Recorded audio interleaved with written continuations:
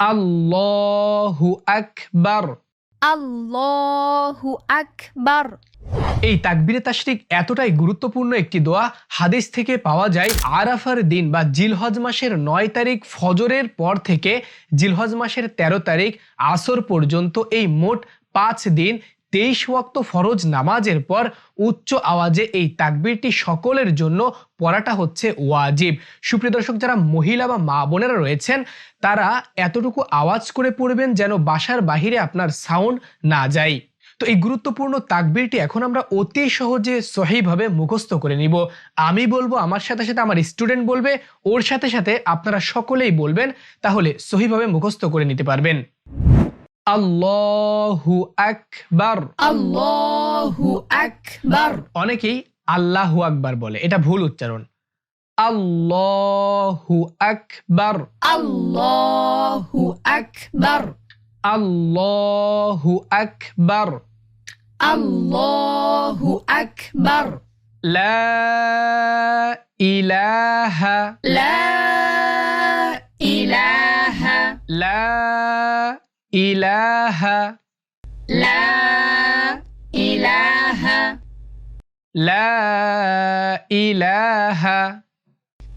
লা ইলাহা ইল্লাল্লাহু। ইল্লাল্লাহু। ইল্লাল্লাহু। ইল্লাল্লাহু। ইল্লাল্লাহু। ইল্লাল্লাহু। ওয়াল্লাহু আকবার। আল্লাহু আকবার। ওয়াল্লাহু আকবার। আল্লাহু আকবার। ওয়াল্লাহু আকবার। আল্লাহু আকবার। ওয়াল্লাহু আকবার। আল্লাহু আকবার। ওয়াল্লাহু আকবার। আল্লাহু আকবার। ওয়াল্লাহু আকবার। আল্লাহু আকবার। ওয়ালিল্লাহিল হামদ। ওয়ালিল্লাহিল হামদ। লাস্টের হাটা হলকের মাঝখান থেকে হবে। ওয়ালিল্লাহিল হামদ। ওয়ালিল্লাহিল হামদ। ওয়ালিল্লাহিল হামদ। ওয়ালিল্লাহিল হামদ। ওয়ালিল্লাহিল হামদ। ওয়ালিল্লাহিল হামদ। এতটুকুই হচ্ছে তাকবীরে তাশরিকের দোয়া। আমি সম্পূর্ণটুকু বলছি। আল্লাহু আকবার। আল্লাহু আকবার। লা ইলাহা ইল্লাল্লাহু ওয়াল্লাহু আকবার। আল্লাহু আকবার।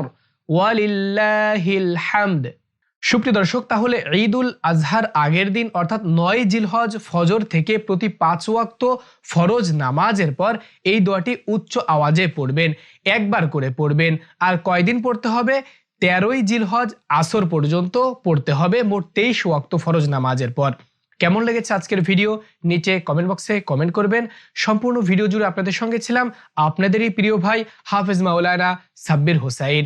দেখা হচ্ছে নতুন কোনো ইসলামিক ভিডিওতে। আসসালামু আলাইকুম ওয়া রাহমাতুল্লাহ।